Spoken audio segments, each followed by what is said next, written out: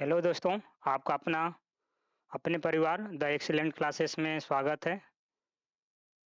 जैसा कि session 23-24 start है,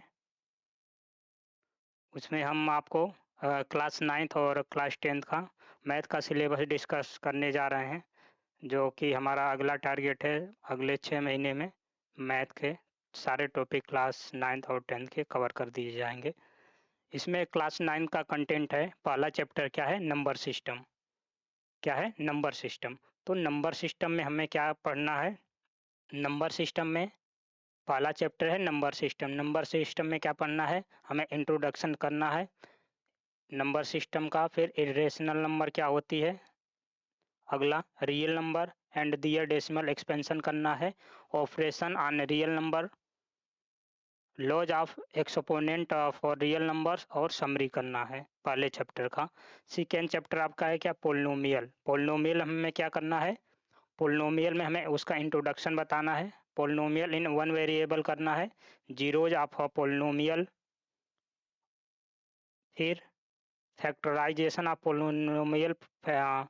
फैक्टराइजेशन हम कैसे करते हैं? फिर अगला टॉपिक हमारा है अलजेब्रिक आइडेंटिटी। फिर इन सभी का हमें समरी पढ़ना है। अगला chapter third chapter coordinate geometry. Coordinate geometry में हमें क्या पढ़ना है? उसका इंट्रोडक्शन पढ़ना है। उसका हमें इंट्रोडक्शन पढ़ना है। फिर कार्टेशियन सिस्टम पढ़ना है, समरी पढ़ना है। लीनियर इक्वेशन अगला चैप्टर है, linear equation is two variable. इसमें क्या पढ़ना है? इंट्रोडक्शन। दूसरा लीनियर इक्वेशंस। तीसरा solution of a linear equation. फिर उसके बाद आपको समरी पढ़ना है।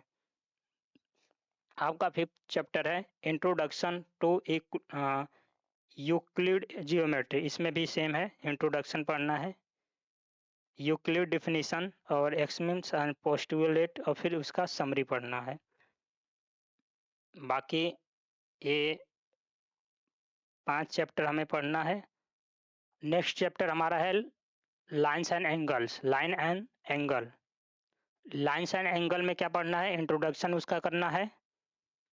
बेसिक टर्म्स एंड डिफिनीशन बतानी है। Intersecting lines and non intersecting lines, pairs of angle बताना है। उसके बाद आपका lines parallel to the same line. अगला टॉपिक क्या है? इन सभी का हमें क्या बता देना है? समरी। चैप्टर हमारा क्या हो जाएगा? फिनिश हो जाएगा।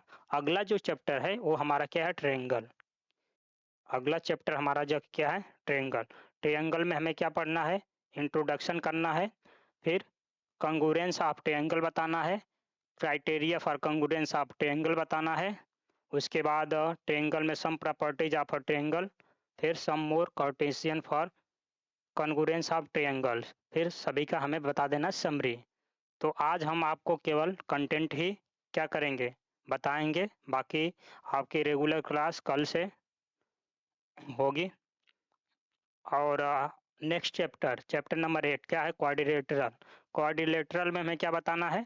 क्वाड्रिलेटरल में हमें प्रॉपर्टीज ऑफ अ पैरेललोग्राम क्या होता है, फिर मिड पॉइंट थ्योरम बताना है। फिर सभी क्या क्या बताना है? समरी बताना है। ये क्लास 9 का क्या है? कंटेंट है। अगला जो हमारा चैप्टर है सर्कल।